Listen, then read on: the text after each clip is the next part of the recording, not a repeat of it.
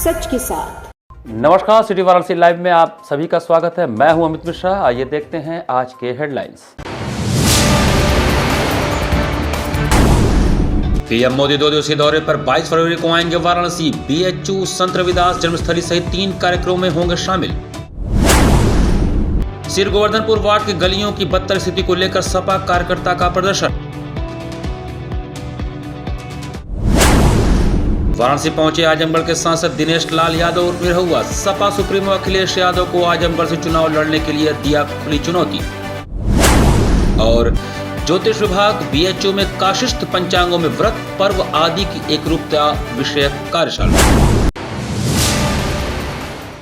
और अब समाचार विस्तार से।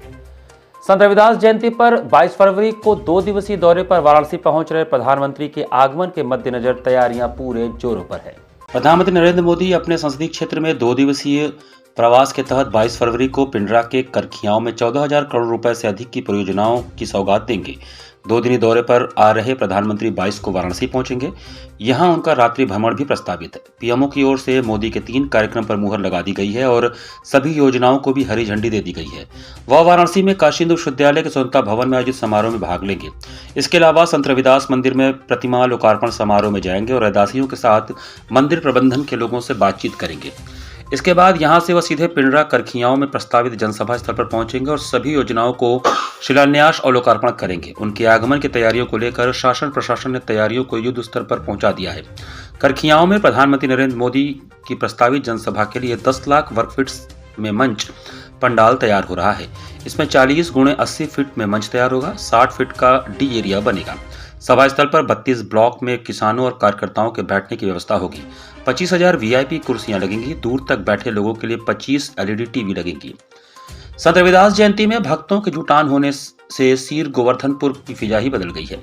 जयंती समारोह में प्रधानमंत्री के शामिल होने को लेकर चल रही तैयारी भी लगभग पूरी होने को पहुंच चुकी है। प्रधानमंत्री के आने के पहले एक बार मुख्यमंत्री आकर तैयारी का पुनः निरीक्षण कर सकते हैं। इसको लेकर अधिकारी लगातार सीर गोवर्धनपुर में चल रही तैयारियों का निरीक्षण करने के लिए पहुंच रहे हैं। भगवानपुर से सीर गोवर्धनपुर तक जाने वाले मार्ग को लोक निर्माण विभाग द्वारा अच्छी तरह बना दिया गया है। सड़क के दोनों तरफ बल्लियों का बैरिकेडिंग किया जा रहा है। जयंती समारोह में लाखों की संख्या में देश विदेश से मिलकर अनुयायी पहुंचेंगे। मंदिर में चल रहे लगातार अमृतवाणी की पाठ से पूरा इलाका गूंज रहा है। सेवादारों और संगत के पंजाब, हरियाणा सहित अन्य जगहों से आने का क्रम लगातार बना हुआ है। रविदास कॉरिडोर के भीतर लगे रविदास प्रतिमा के चारों तरफ 15 फीट के दायरे में ईंट लगाकर ढलाई किया जाएगा। प्रतिमा को उत्तर में स्थापित करने को लेकर लोगों का मानना है कि रविदास जी उत्तर में बैठकर ही अपना मूल काम जूता बनाने का काम करते थे। प्रधानमंत्री जयंती समारोह में पहुंचने के बाद सीधे रविदास जी का दर्शन पूजन करेंगे। इसके बाद वहां से निकलकर संत निरंजन दास से मिलने सत्संग पंडाल पर पहुंचेंगे। वहां से वापस लौटते समय लंगर चखने के बाद वापस लौट जाएंगे। सत्संग पंडाल का निर्माण कार्य तेजी से चल रहा है। जमीन से 10 फीट ऊपर मंच पंडाल के भीतर बनेगा। प्रधानमंत्री के मूवमेंट को देखते हुए कॉरिडोर के बने दीवार में पूर्व तरफ 2 जगह तोड़कर आपातकालीन दरवाजा बनाया जाएगा। लंगर से होकर वापस लौटने वाले संगत के लोग सत्संग में गेट से चेकिंग के बाद प्रवेश कर पाएंगे। पूर्व तरफ से दीवार के किनारे से एक तरफ से रास्ता सत्संग पंडाल में जाने के लिए बनेगा। पुलिस कमिश्नर और जिलाधिकारी एडीसीपी यातायात के साथ वाहन पार्किंग किस जगह का निरीक्षण करने के लिए पहुंचे थे। पुलिस आयुक्त जिलाधिकारी चल रहे कामों का निरीक्षण करने के बाद अंदर वाहन पार्किंग और सुरक्षा व्यवस्था का निरीक्षण किए। सीर गोवर्धनपुर इलाके में 10 जगह पर वाहन पार्किंग जिला प्रशासन की तरफ से बनाया गया है। फायर ब्रिगेड की 8 गाड़ियों के साथ मेला क्षेत्र में जवान तैनात रहेंगे। संत निरंजन दास 21 तारीख को स्पेशल ट्रेन से 2000 संगत के साथ चलकर 22 तारीख को कैंट स्टेशन पर पहुंचेंगे। 23 तारीख की सुबह पंडाल क्षेत्र का निरंजन दास घूमकर भ्रमण करेंगे। संगत और आए भक्तों को दर्शन देंगे। 23 की शाम को ही नगवा पार्क में दीप उत्सव किया जाएगा। माननीय प्रधानमंत्री जी का आगमन 22 और 23 तारीख को यहाँ पे होगा। तो 23 तारीख को 3 स्थलों पे कार्यक्रम है। पहला कार्यक्रम उनका स्वतंत्रता भवन में होगा और उसके बाद संत रविदास जन्मस्थली स्थान पर उनका कार्यक्रम है। और उसके बाद करखियाओं में जहाँ पे अमूल प्लांट बनी वहाँ पे अमूल प्लांट का भी विजिट है और जनसभा भी होगी। जनसभा करखियाओं में ही प्लांट के बगल में उसी स्थल पे होगी और जो विभिन्न जो परियोजनाएं हैं उसकी लोकार्पण और शिलान्यास भी वहीं पे होगी। लगभग कितने हज़ार करोड़ की परियोजना है यहाँ जो प्रधानमंत्री काशीवासियों को देने जा रहे हैं? नहीं, वो लगभग 14,000 करोड़ के आसपास का जो परियोजना है और उसकी लोकार्पण। रविदास जयंती पे कोई मूर्ति का अनावरण भी करेंगे प्रधानमंत्री? हाँ, मूर्ति का अनावरण भी है। आजमगढ़ के भाजपा सांसद दिनेश लाल यादव उर्फ निरहुआ ने समाजवादी पार्टी के राष्ट्रीय अध्यक्ष अखिलेश यादव को आजमगढ़ से चुनाव लड़ने की चुनौती दी। उत्तर प्रदेश में लोकसभा चुनाव को लेकर सरगर्मियां बढ़ गई हैं। आचार संहिता से पहले तमाम राजनीतिक दल जनता के बीच पहुंच आगामी चुनाव में अपनी जीत का दावा कर रहे हैं। इसी क्रम में वाराणसी पहुंचे आजमगढ़ के बीजेपी सांसद दिनेश लाल यादव उर्फ निरहुआ ने समाजवादी पार्टी के राष्ट्रीय अध्यक्ष अखिलेश यादव को खुली चुनौती दिया है। दिनेश लाल यादव ने अखिलेश यादव पर यादवों का हक छीनने का आरोप लगाते हुए आजमगढ़ से लोकसभा का चुनाव लड़ने की चुनौती दी।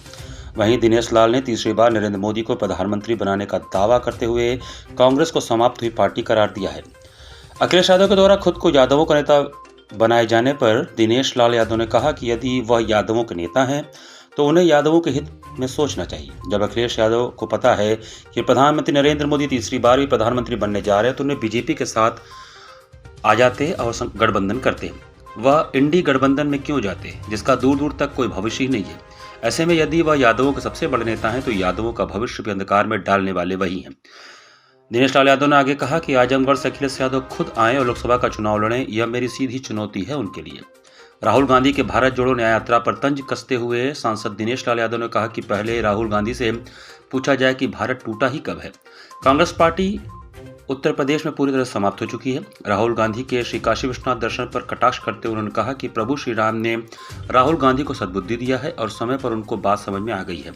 पूरा विश्व प्रभु श्री राम के इर्द गिर्द है। प्रभु श्री राम के बाहर इस दुनिया में कुछ भी नहीं है। वहीं स्वामी प्रसाद मौर्य के नए पार्टी बनाए जाने की घोषणा पर उन्होंने कहा कि स्वामी प्रसाद मौर्य का भविष्य अब राम जी ही तय करेंगे। राम जी के खिलाफ वह बोलते हैं तो राम जी ही उनका भविष्य बिगाड़ेंगे और बनाएंगे। प्रभु श्री राम ने उनको इतना तो सद्बुद्धि दिया कि उनको ये समझ में तो आया कि ये पूरा ब्रह्मांड जो है वो राममय ही है। राम से बाहर कुछ है नहीं दुनिया में। अगर ये बात जब भी समझ में आ जाए तभी ठीक। मैं तो चाहता हूँ कि अखिलेश यादव खुद आए आजमगढ़ लड़ने के लिए, क्योंकि पहले भी अखिलेश यादव लड़े थे वहाँ।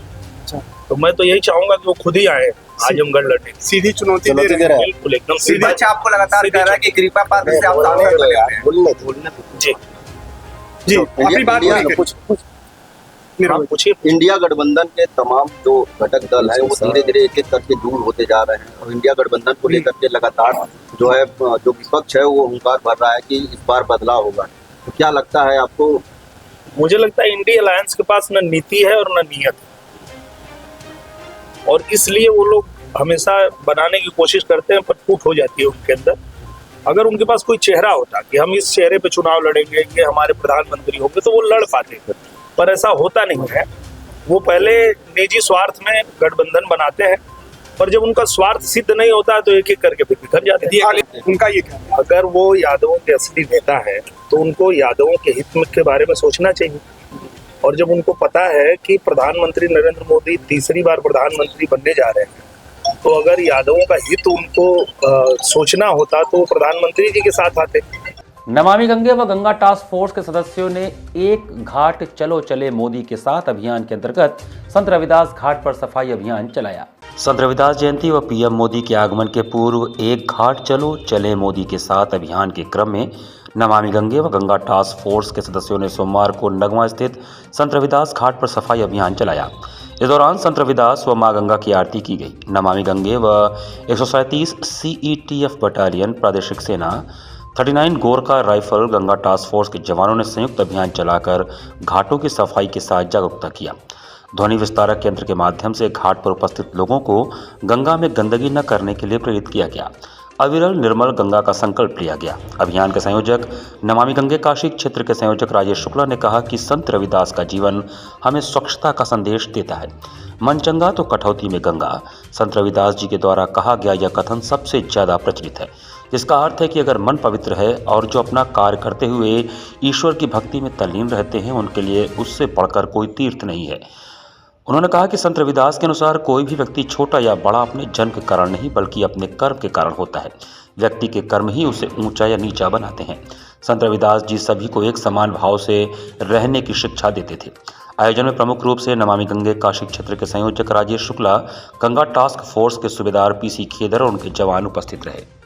हमने यहाँ संत रविदास घाट पर गंगा टास्क फोर्स के साथ मिलकर ऐसी अनेकों प्रदूषित कर रही सामग्रियों को कूड़ेदान तक पहुंचाया है, जिससे गंगा किनारे प्रदूषण हो रहा था। हम यह बताना चाहते हैं कि संत रविदास जी का भी जो एक मुख्य उद्देश्य था, उन्होंने भी स्वच्छता के बारे में सबको आग्रह किया था। उन्होंने कहा था कि कठौती में मन चंगा तो कठौती में गंगा।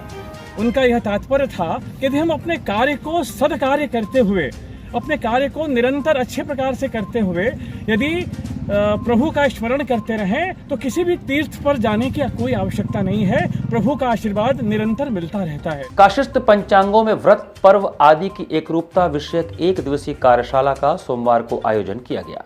ज्योतिष विभाग काशी हिंदू विश्वविद्यालय के द्वारा ज्योतिष शास्त्र, धर्मशास्त्र एवं सनातन परंपरानुगामी समाज की प्रतिष्ठा एवं स्वरूप को संरक्षित करने के साथ साथ काशी से प्रकाशित होने वाले पंचांगों के व्रत पर्वों में धर्मशास्त्रीय आधार से एक रूपता स्थापित करने हेतु काशिस्थ पंचांगों में व्रत पर्व आदि की एक रूपता विषयक 1 दिवसीय कार्यशाला एवं पंचांग संगोष्ठी का आयोजन 19 फरवरी सोमवार को किया गया। कार्यक्रम का प्रारंभ वैदिक मंगलाचरण, दीप प्रज्वलन, मालवीय जी की प्रतिमा पर माल्यार्पण एवं मंचस्थ अतिथियों के अभिनंदन के साथ हुआ। उद्घाटन सत्र में काशी से प्रकाशित होने वाले विभिन्न पंचांगों के संपादक, ज्योतिष शास्त्र के प्रतिष्ठित आचार्यगण एवं धर्मशास्त्र के विशिष्ट विद्वान उपस्थित रहे।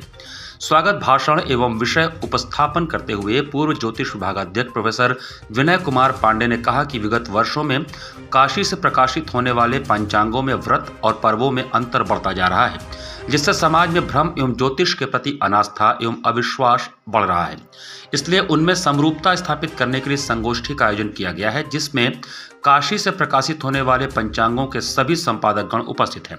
मंचस्थ अन्य विद्वानों में प्रोफेसर ब्रिज किशोर स्वाई धर्मशास्त्री, प्रोफेसर गिरिजा शंकर शास्त्री ज्योतिष विभागाध्यक्ष, आदित्य पंचांग के संपादक डॉक्टर पारसनाथ ओझा, महावीर पंचांग के संपादक डॉक्टर रामेश्वर ओझा, गणेश आपा पंचांग के संपादक पंडित नारायण मस्कर, ऋषिकेश पंचांग के संपादक पंडित ऋषिकेश उपाध्याय, शिव गोविंद पंचांग के संपादक पंडित सदानंद शास्त्री, ऋषिकेश पंचांग के संपादक पंडित विशाल उपाध्याय, प्रोफेसर शंकर कुमार मिश्र आदि ने अपने विचार व्यक्त किए एवं प्रोफेसर शत्रुघ्न त्रिपाठी ने मंच संचालन किया। काशी से छपने वाले जितने भी पंचांग हैं, वे उन सभी में व्रत पर्व एक ही दिन हो, चाहे उनका मान जो भी हो, धर्मशास्त्रीय आधार जो भी हो, अपने अपने आधारों की, अपने अपने गणितीय मानों की वे समीक्षा करें और सभी लोग शास्त्र को आधार बना करके व्रत पर्वों को एक ही दिन लिखें, जिससे कि हमारा समाज सशंकित न हो और हमारे समाज में किसी प्रकार का कोई भ्रम उत्पन्न न हो।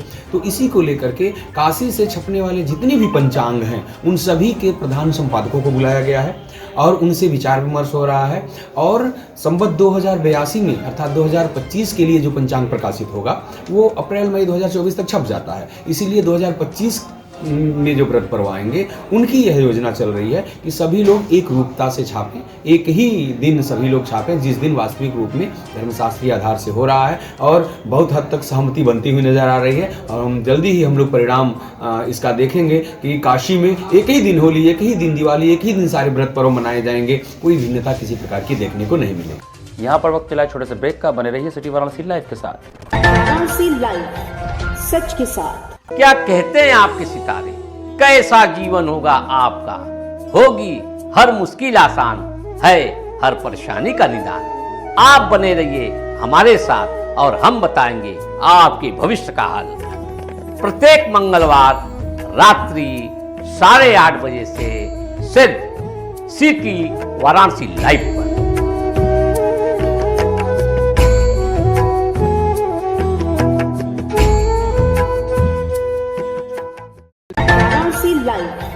सच के साथ। ब्रेक के बाद आपका स्वागत है।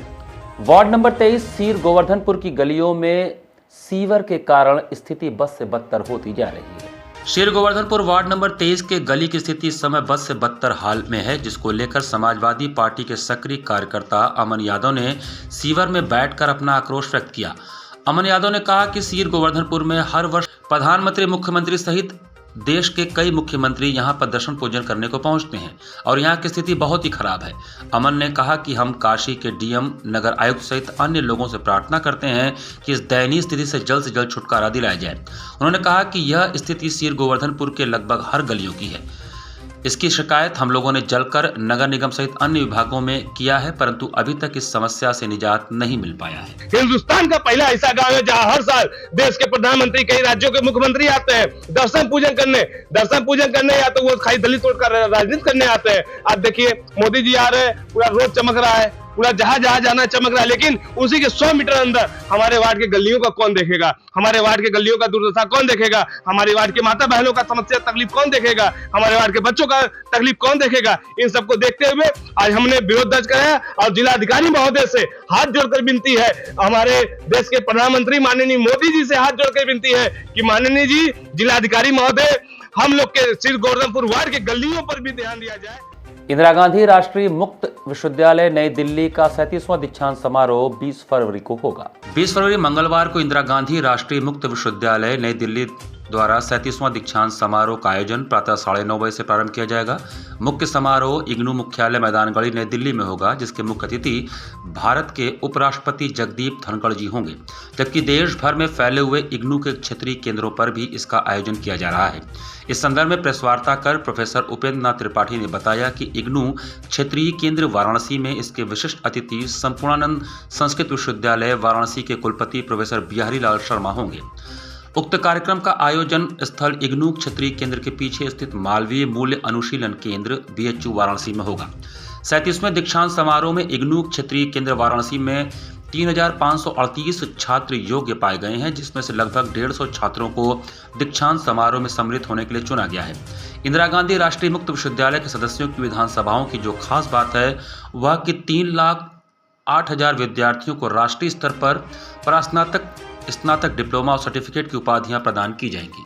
यह दीक्षांत समारोह जो है इग्नू मुख्यालय दिल्ली के साथ साथ देश के 39 क्षेत्रीय केंद्रों पर साथ साथ आयोजित किया जाएगा। तो हमारे इग्नू मुख्यालय दिल्ली में मुख्य अतिथि हैं माननीय उपराष्ट्रपति महोदय श्री जगदीप धनखड़ जी, और हमारे क्षेत्रीय केंद्र वाराणसी पर जो विशिष्ट अतिथि हैं, गेस्ट ऑफ ऑनर, वो हैं संपूर्णानंद संस्कृत विश्वविद्यालय के माननीय कुलपति प्रोफेसर बिहारी लाल शर्मा जी। इस दीक्षांत समारोह में हमारे क्षेत्रीय केंद्र वाराणसी, जो कि पूर्वांचल के 19 जिलों में उच्च शिक्षा की ज़रूरतें पूरी करता है, तो पूर्वांचल के 19 जिलों से आए हुए तकरीबन 3538 छात्रों को उपाधि इस बार दी जाएगी। बात की जाए गोल्ड मेडलिस्ट कितने छात्र? हाँ, ये खास बात है। इस बार हमारे क्षेत्रीय केंद्र वाराणसी के 2 छात्रों ने राष्ट्रीय स्तर पर स्वर्ण पदक अर्जित किया है। एक छात्र हैं संदीप कुमार जी, उन्होंने MA इकोनॉमिक्स में राष्ट्रीय स्तर पर गोल्ड मेडल अर्जित किया है, और दूसरी छात्रा हैं चांदनी, सुशी चांदनी, और उन्होंने BA में गोल्ड मेडल अर्जित किया है। सुबह बनास द्वारा आयोजित घाट संध्या में शशि वर्मा एवं शिवानी पटेल ने दर्शकों का मन मोह लिया। सुबह बनास आनंद कानन के तत्वावधान में आयोजित घाट संध्या के प्रथम चरण में लखनऊ से पधारी कलाकार शशि वर्मा ने तुलसीदास और कबीर दास द्वारा रचित ऐसो को उदार मनमाही, झीनी रे झीनी चादर भजन सुनाकर दर्शकों के हृदय को मंत्रमुग्ध किया। संगत कलाकार के रूप में तबले पर पंडित शशिकांत द्विवेदी, हारमोनियम पर प्रियम सौहार्द उपस्थित रहे। द्वितीय चरण में बनारस के युवा कलाकार रुद्राक्षी फाउंडेशन की छात्रा शिवानी पटेल ने कथक नृत्य का शुभारंभ गणेश वंदना, तत्पश्चात कथक तराना, समापन ठुमरी स्वर्गीय बिंदादीन महाराज जी द्वारा रचित बन ठन आई की प्रस्तुति कर दर्शक गणों के हृदय को आनंदित किया। कलाकारों को प्रमाण पत्र एवं आशीर्वचन श्याम कुमार केसरी ने प्रदान किया। इस अवसर पर काशी हिंदू विश्वविद्यालय के विद्यार्थियों सहित भारी संख्या में दर्शकगण उपस्थित रहे।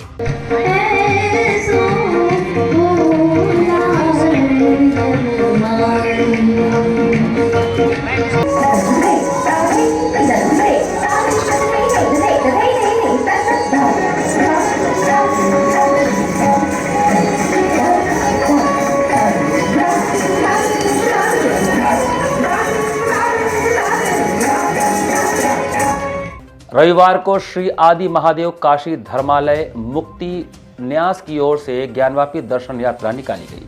श्री आदि महादेव काशी धर्मालय मुक्ति न्यास की ओर से रविवार को ज्ञानवापी दर्शन यात्रा निकाली गई। यात्रा में आदि विश्वेश्वर ज्ञानवापी काशी, श्री कृष्ण जन्मभूमि मथुरा एवं मध्य प्रदेश में धार जिले के भोजशाला मंदिर मुक्ति आंदोलन के केस से जुड़े मुख्यवादी एवं हाई कोर्ट के वरिष्ठ अधिवक्ता रंजना अग्निहोत्री तथा जन उद्घोष सेवा संस्थान के अध्यक्ष कुलदीप तिवारी के साथ 88 शिवभक्त शामिल हुए। सभी लोग मैदागिन पर इकट्ठा हुए। वहां से पदयात्रा करते हुए विश्वनाथ धाम के गेट नंबर 4 से ज्ञानवापी पहुंचे। सभी ने पहले श्री काशी विश्वनाथ का दर्शन पूजन किया। इसके पश्चात ज्ञानवापी मंदिर के तहखाने में विराजमान देव विग्रहों का दर्शन पूजन किया। यात्रा के पश्चात नीची बाग स्थित अग्रवाल धर्मशाला में अग्रवाल समाज के अध्यक्ष संतोष अग्रवाल, जन उद्घोष सेवा संस्थान के अध्यक्ष कुलदीप तिवारी एवं वरिष्ठ अधिवक्ता रंजना अग्निहोत्री का सम्मान न्यास की ओर से किया गया। यहाँ भोजन और विश्राम के बाद सभी शिवभक्त लखनऊ के लिए प्रस्थान कर गए। यात्रा में न्यास के प्रबंध ट्रस्टी डॉक्टर राम प्रसाद सिंह, कार्यकारी अध्यक्ष संजीव चंद्र त्रिपाठी, राकेश अग्रवाल, सुनील अग्रवाल, प्रशांत अग्रवाल, बांकेलाल, विकास शाह, अजय शर्मा, पवन पाठक, डॉक्टर अनिल सिंह, राजेश भाटिया शामिल रहे। लड़ाई आज की नहीं है, 25-30 वर्षों से हम तो अनवरत इस लड़ाई को लड़ रहे हैं और जब भी कोई एक काम होता है, एक सीढ़ी चढ़ी जाती है तो प्रसन्नता तो निश्चित ही होती है, लेकिन जब पूरा ज्ञानवापी परिसर मुक्त हो जाएगा तभी जो है हम ये कहेंगे कि आज हम सब बहुत खुश हैं। माई नर्चर प्री स्कूल महमूदगंज में इस वर्ष भी खेल महोत्सव का आयोजन किया जा रहा है। महमूदगंज स्थित माई नर्चर प्री स्कूल द्वारा हर साल की तरह इस साल भी खेल महोत्सव का आयोजन किया जा रहा है। इसी उपलक्ष्य में माई नर्चर प्री स्कूल द्वारा प्रेस कॉन्फ्रेंस आयोजित किया गया, जिसमें यह बताया गया कि महमूदगंज स्थित माई नर्चर प्री स्कूल में एथ्रोन्स 2024 एक बहुत ही सुंदर थीम के साथ इस खेल का आयोजन किया जा रहा है, जिसमें हमारे सभी परंपरागत खेलों को प्रोत्साहित करने के लिए विभिन्न परंपरागत खेल बच्चों तथा उनके माता पिता के लिए आयोजित किया जाएगा। परंपरागत जो हमारे खेल हैं उनको प्रोत्साहित करने के लिए अपने बच्चों को और पेरेंट्स को इनवाइट किया है कि वो इस प्रयोजन में पार्टिसिपेट करें। अगर स्पोर्ट्स की बात की जाए तो इवेंट कौन-कौन से होंगे? सर, इसमें बच्चों द्वारा सीखे गए स्कूल में karate, skates, yoga, aerobics, PT, pyramid, साथ में डिफरेंट रेसेस जैसे कि ball and water race, kangaroo race, table spoon and lemon race जैसी बहुत सारी रेसेस को ऑर्गेनाइज किया है हम लोगों ने। इसी के साथ सिटी वाराणसी लाइव का ये संस्करण हम ही समाप्त करते हैं। मुझे दीजिए आज्ञा। नमस्कार।